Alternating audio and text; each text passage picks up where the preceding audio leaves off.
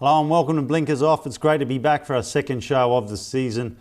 And what are breaking news coming with Snowden's retiring of Darley's commitments and where he's going to go. Rumours has it he'll end up at Randwick with his son Paul. And yeah, good luck to Peter and the team and all the best as well. We've got the Magic Millions online catalogue is now out and online. Visit magicmillions.com.au for the catalogue. Now as well, on the website, we've got the tipping challenge coming up, the greatest tipping challenge in the country. Who is the best state of them all? Is it Queensland? Is it New South Wales? Is it Victorian? Or the Crow Eaters, South Australia? So I'm tipping the Blues will win it, and get online and visit the site and check it out. It's going to run over the next 14 weeks and it's going to be very interesting. As well, we've got the Burger Challenge and tickets giveaway. We've got tickets to give away in Sydney, Brisbane, and South Australia, thanks to the Jockey Club, the Turf Club and the race clubs there. And joining me on the show is big-time footy coach and form analysis Ben Perkins and three-time Sydney Premiership winning jockey and Brisbane Premiership winning jockey Larry Cassidy. First of all, Larry, welcome. Yeah, thanks Jess, great to be back. And you rode a winner during the week. How are things coming along with riding and everything? Yeah, things are going all right. Got 5 rides on Saturday and a couple of good chances, so let's hope the winners keep flowing. Also joining us is Ben Perkins. Welcome, Ben. Jesse, how about you? I'm very well, thanks. Just a quick reminder, I hope folks, we did tip you the quadrilla last week, paying a handsome $7.25, and Ben, Floria got the chocolates. Yes, Floria, that's correct. And thank you to those people who did mention to me who watched the show that they, instead of, you know how people were saying, oh, Frank's the form and stuff, they did enjoy the way I said that Floria, its form was petaled by Red Tracer, yeah. Which I thought was rather clever. Oh, well, it was more clever was to put it in as the last leg of the quaddie and get it. That was even clever. That was very smart. Especially after you were down riding it as well. Oh, look, it did have the best form in the race, and I did put it in anyway, all the same. What courage. Now, Larry, Peter Snowden, you had quite a lot of dealings with him when you were riding at the Inghams in Sydney. What sort of person was he like? Oh, look, Peter, an absolute gentleman of the racetrack and an extraordinary, very good horseman too. So, you know, look, I wish him his best in their next training partnership, probably him and his son. And look, I'm sure he's going to get plenty of horses, and I'm sure he'll get straight back up to the top of the ladder again. But it certainly come as a shock to me because their team was absolutely flying. Yeah, no, they were really doing really well. I think what he means to say is near the top of the ladder, because no one's getting near Waller. He's the best trainer in Australia by about, what, 50 winners? He's just a freak. Oh, well, he's a freak. The horses. He's not a freak. He's a freak. He's sensational. He's got a great team, and look, I'm sure Snowden team will fire up, and yeah, it might take them a season or two to build up, but I'm sure he'll get plenty of horses from good owners, and he'll be chasing Waller. He won't see him for dust. The girls will give him a run for his money. All right, let's get into it. Let's tip some winners and find the quaddie up in Brisbane. The main race, the listed race. It's a big race. But first of all, we're going to look at the first leg, race 5 over the 1,000. Ben, it's kind of an open race. Well, there's plenty of pace in the race, and I've gone for number 8, Lenny's Choice. I backed this horse in Sydney first up, but it hadn't trialled. And when this horse lost in Sydney, and I did my dough, I wasn't happy with the trainer, because this horse should have trialled before going down to Sydney and running in that race. So now it's come back. I don't think it'll lead, but I think he might sit, say, 3rd. But he should be fitter for that run. And if the track's wet, which I think it will be, he's very, very good on the wet track. So I've gone for it. The danger, I think, is probably number 1, Seek and Find. First up with Kelso Wood. I think Kelso's horses are going to start going pretty well now. Yep. It'll sit back in the field and run on. Number 4, Mr. Fabulous. Racing in tremendous heart at the moment, and number 5, Golden Trinkets, was good to us last week. Jump and run type, but there's a lot more pace in this race to put the stress on it. Yeah, no, I found one that you haven't mentioned here, number 3, Rocky King. This horse has good form. Again, I find it very. What are you laughing for? Well, it's up in. What are you laughing for? It's way up in weight. It's way up in weight. Last week? Mate, it's up in weight. Right, yeah, it's up in weight, but it's had 17 starts with 7 wins. got to be a handy sort of horse. I mean, it's on the up. Yeah, it's one of the horses going to make the pace for my tips this weekend, and we'll be thanking it after the race. Well, I've got Rocky King on choice from number 8, Lenny's Choice. Ben mentioned reasons for that. 6, Florida Fellow, and 4, Mr. Fabulous. All right, let's get into it. Now the next race on the card, race 6. Ben? Well, I've got number 5 here, Brian Smith's horse, Krakow. This horse is drawn to get the ideal run. It'll race up probably 4th or 5th, and I think it can have a bit of luck from there. I put number 2 here, Vocalo, in. This horse really likes a wet track. I don't think it can win, but the wetter it is, the better it'll go. So a very good place chance. Number 4, your horse, Powerful Jet. They normally scratch it when it draws wide, but this distance is ideal for it if they run. Do you think they'll run, Larry? Oh, look, hard to say. It probably depends what the weather does. My indication was that they wouldn't start. It's unlucky every time I ride him, he seems to draw the car park, and he's never been beaten that far. And you're right, this distance is ideal for him. Yeah, and I put number 14 in for 4th or 3rd now, Red Hot Dazzler, proven at this distance and has gone okay on a slow track and been placed on a heavy. It's going to be wet. Yeah, it's an open race, very open race. Find the mudlarks. I think you've got to look at pedigree. Pedigree plays a big part on wet tracks, I find. I like number 9, Hora Sexta. I think this horse is definitely one. Again, it's on the improve. They're all sort of class 3 horses. Do you know, 2 Vocalo, 5 Krakow, 8 All Taken. I've got them all in the top 4. You might want to look around if you're going to put a few more in for your quaddie. This is the most open race of the day. But number 9, Hora Sexta, 11 starts, 4 wins, 2 seconds. Its query will be on a heavy track or a slow surface. Again, you know, it's by Lonhro, so every suggestion the Lonhros do handle the wet surface. So I wouldn't be too worried. I'd be willing to take the punt if you at decent odds. So I'm putting Hora Sexta on top. All right, well that takes care of the first 2 races of the quaddie. Now after the break, we're going to come back and preview race 7. As well, we're back to the track where we catch up with David Kelly and talk about his runners tomorrow. Join us after the break.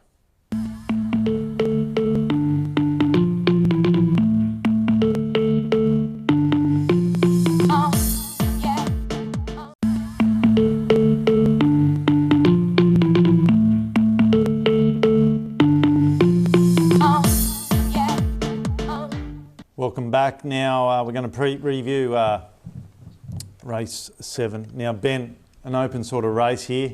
No, it's not open at all. Closed and open and shut? Yes, there's only 2 possibles, and that's if it's a heavy track, but otherwise there's only 1 possible, and that's number 1, Better Than Ready. Now the bookies put up 260 last time, which I thought was luxury. Yep. I took that, then it went to 280, and I took that, then it went to $3, and I took that, and on the day they bet 330. And you took that? I took that and said thank you. Now, you know, you tell me this, 60 and a half on a heavy track, if it is wet, if they get a storm and it's heavy, not a query? Class horse. And the way it won first up, the way it trialled, everything about this horse is class, good enough to win this race without any shadow of doubt. Do you agree, Larry? Oh, look, he's definitely the class horse, but I actually like the chances of my bloke, Feeling Ready. His best form has been second up. He's second up, drawn 1. I know he hasn't won very often, but 41 sad day could be 2 wins, sad day just could be the day. Well, I think the 56 Change kilos trainer. helps you. Yeah, I think Change he gets. trainer. I think he gets in. I think he gets in. Well, Doug Roberts has got him. Yeah. He's just taken over from Jason McLaughlin. How come? Jason's just got a few problems, and they're just sorting them out. So Doug's taken over the team. Yeah, right. So I think, like you mentioned there, he's won before second up. He's only won 2, and one of those was second up. He's got to be. Yeah, he's a blowout chance, but Better Than Ready's class a horse. really Class. informed horse. And if the track does go to heavy, well then number 11, Doubtfully, really excels on the heavy tracks. Don't like it at all. Yeah, but on a heavy track, I'm putting in to run second. Yeah.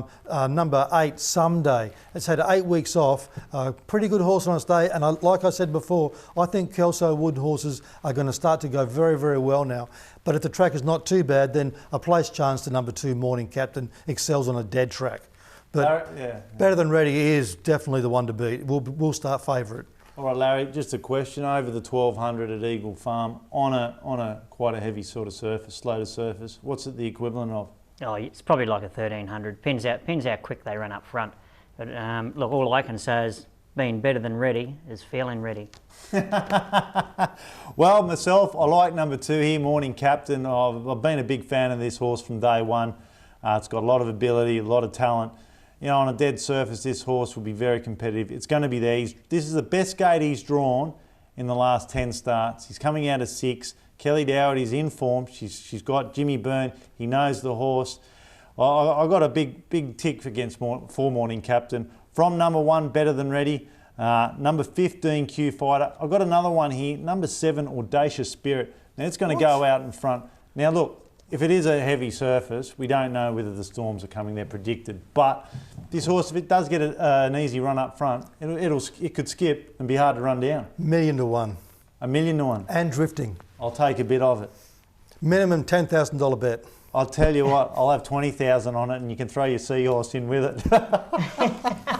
Now, No, I'm not giving the seahorse away, mate. That's can't be bought. well, if he wins, I'm taking it. Now we're going to go back to the track where I caught up with Dave Kelly and a number of his runnings. Very interesting, and I'm sure he's got one here for you. Here I am. I'm joined by Dave Kelly here at the track this morning, and welcome, Dave. Thanks, mate. Good to be here. Like we're just looking on screen there, you worked a couple of lovely horses in High Sun, and it's all happening again. They look to work really well. Yeah, no, I was happy with the way they worked up in the course proper this morning. They worked up well. Now, one of them looked to be getting a bit keen there around the 1,000. Yeah, High Sun, he was pulling me backside out, so, but no, I was happy with the way he worked. What do you make of horses when they work like that? Oh, it's good, it's encouraging, you know, they're happy to get out there and do their work, so I'd rather them, you know, be keen and happy to go out there and work than not enjoying their work. How do you think they'll perform on the weekend? Well, High Sun's resuming in a Class 6 1200. His last time in he run 3rd in a Group 3. He's probably a little bit better over further, you know, 1400 a mile, but I expect him, you know, to run really well in the Class 6. He should be getting to the line nice. He's got his half brother that worked with him this morning. When's he in? He's in there on Saturday too. He's won his last 2 at the Gold Coast. He's a progressive horse. He goes into an open 3-year-old over 1500, but he should be real competitive. His wins at the coast have been very good. Have you any other runners over the course of the weekend? Yeah, I got 3 or 4 in at the coast. Probably my best one's Royal Scribe. He's run 2 seconds and he run 3rd in Brisbane last Wednesday. He's in a 3-year-old maiden over 1200 here at the coast Saturday. He should be very hard to beat. Now you've made a comeback to the saddle riding track work. How's that feeling?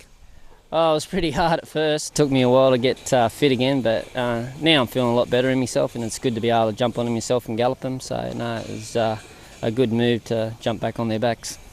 Just when you get back riding them, do you get a better feel for the horse and how they're doing themselves than just watching them from the grandstand? Yeah, for sure. You know, I should have never ever gave it away, but yeah, the horse has been going a lot better since I've been back on them, and you know, you can feel them. And then go race day, you sort of know how well they're going to go, and you know, you can let all your owners know if they can have a punt or not. Well, Dave, who's the best for the weekend, just for the viewers? I'd probably say Royal Scribe at the Gold Coast, but the 2 in Brisbane, they're going to be real competitive, but just on paper, Royal Scribe looks very hard to beat at the Gold Coast Saturday. Thanks, Dave, and I'm sure you'll be on the show sometime in the near future. Thanks a lot, mate. It was great to catch up with Dave down there, and with the sweat jacket on and all, he's almost fit enough, Larry, to make a comeback to the saddle.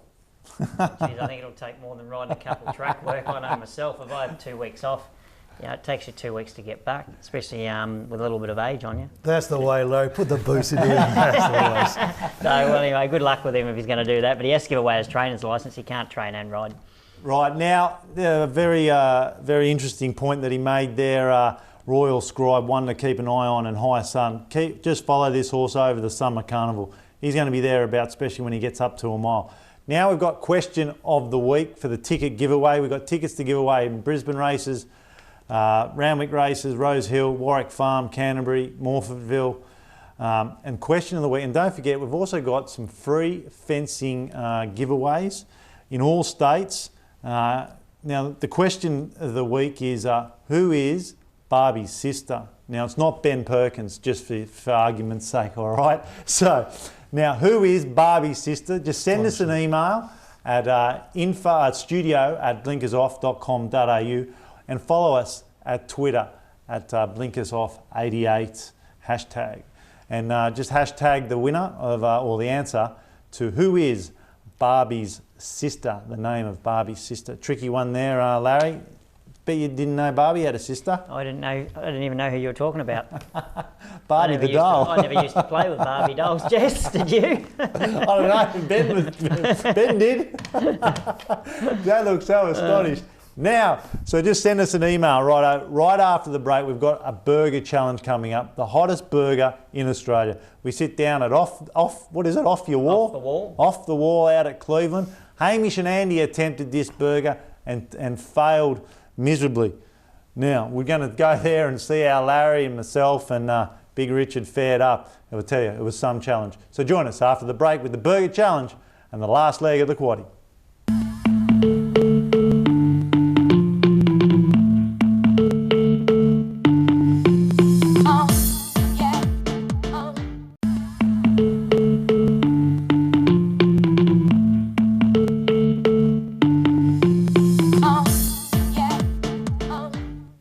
It's that time of the show again where we talk sport, and most of all, Ben, the Wallabies have put 2 in a row for the first time this year. What do you make of it? Well, they beat Ireland and they did it pretty well. The Irish were terrible, but it was good to see them do something good. Then they went out drinking, did something bad, and so instead of going into this match against Scotland this week at Murrayfield, which is a really great occasion, they're going in there with half their team out and under a 1-match suspension. So it's really taken the gloss off this match and to somewhat the tour.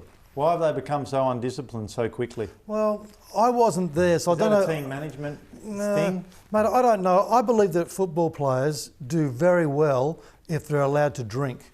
Now, the trick is that you don't drink excessively. Well, I disagree because I find you don't know. The AFL teams that have drinking bans go on and win flags. Mate, I'm telling you. Football, they do. Mate, I've hung Alcohol around. can't be a good thing for you. Mate, There was no complaints, and they said they didn't break any rules. Well, I don't see the All Blacks going out. Mate, if they are on the drink, it'd be right. Mate, the bottom line is, the people want to hear my opinion, not yours. And I'm telling you that I've hung around football sides all my life, and football players need to go out, get drunk. It's a release. Then they build up again. They feel totally refreshed. And as long as you don't get totally mindless, so you can't turn up the next day to train, well, it's okay as far as I'm concerned. And I'm a non-drinker, but football players, they love a drink. It's okay. All right. A lot of them don't know when to stop, though. Yeah, that's the problem. That's right. That's why you've got to have the team leaders there saying, I think you've had enough. I mean, you say you just don't drink at all. I used to look after a couple then of players. Then it's not an issue. And when the player got to a certain level, I'd go, come on, we're going home, and I'd carry the player. I was Mr. Weights, you know. Yeah, I know. Righto.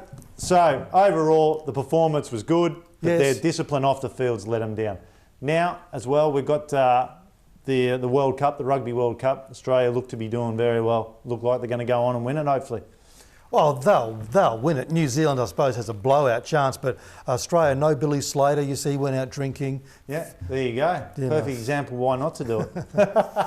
But point taken. But you put Inglis back there now, and he's such a superstar. He is. Oh, I love watching him play football. So, Australia will win. Now, there we go. We're going to go on and preview the last race of the quaddie. Larry, you're riding one here. Looks to be a very good chance. Yeah, Jess.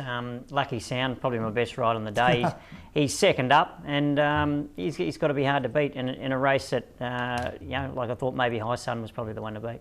He's got the form on the board. Yeah, he's got that, as Dave Kelly, you saw earlier on in the show, High Sun's got that great form line, third in a Group 3. It's going to be very hard to beat. Ben, what have you come up with? No, I like Lucky Sound a lot.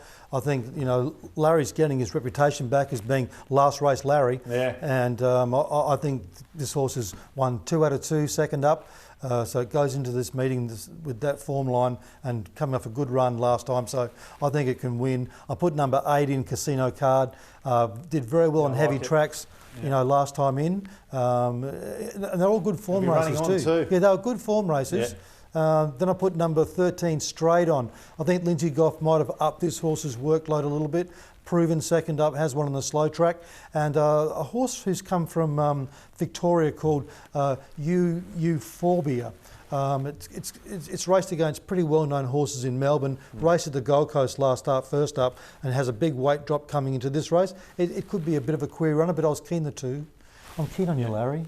That's good. Please don't let me down. Last race, Larry rides again. Now, you talk about last race, Larry rides again. Now, Larry, what would you put it down to? Do you put it down, the key to that in fitness, dedication? What do you put it down to? Just been on the right horse in the last race. Lucky Larry.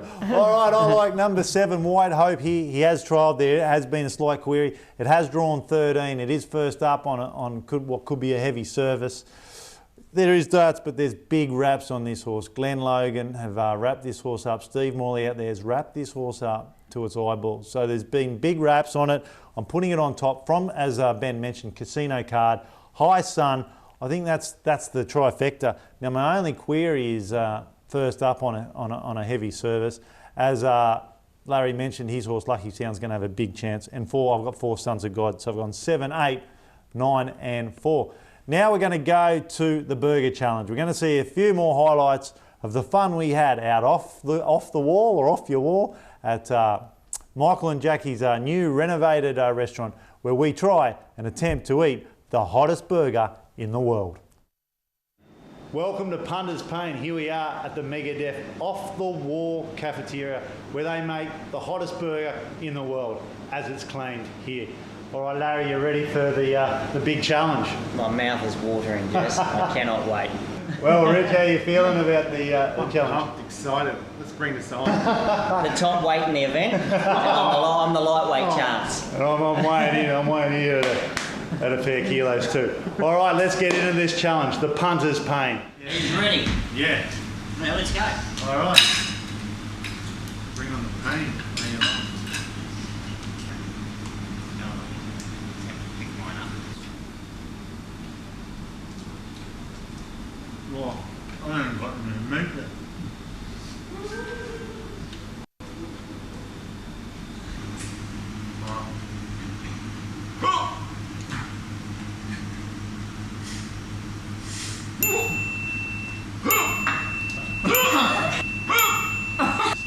Giving me.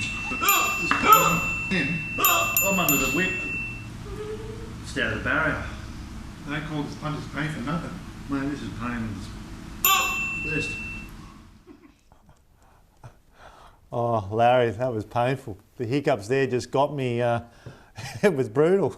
It was very funny, and look, a big thanks to Michael and Jackie at Off the Wall restaurant out at Wellington Point, Cleveland, on the south side of Brisbane. Great big thanks to them for letting us do that and film. Yeah, no, it was great. The reason we're wearing gloves there, it's because if you don't, you just couldn't even hold the burger. Now, Ben, what's your best for the day? My best, I think, is Lucky Sound. And Larry, who would be your best ride? That sounds good to me. Lucky Sound. All right, now remember to go to the website www.blinkersoff.com.au for the question of the week to win the tickets, the giveaway. Who is Barbie's sister? What is the name of Barbie's sister? And also, remember that we'll be back next week at the same place, same time. So there you have it. You got Ben's best Lucky Sound, Larry's best ride Lucky Sound. My best bet of the day, I would say, is the White Hope each way. Join us, same place, same time. Bye for now. Vinnie Colgan, welcome to Blinkers Off. Thank you, Larry.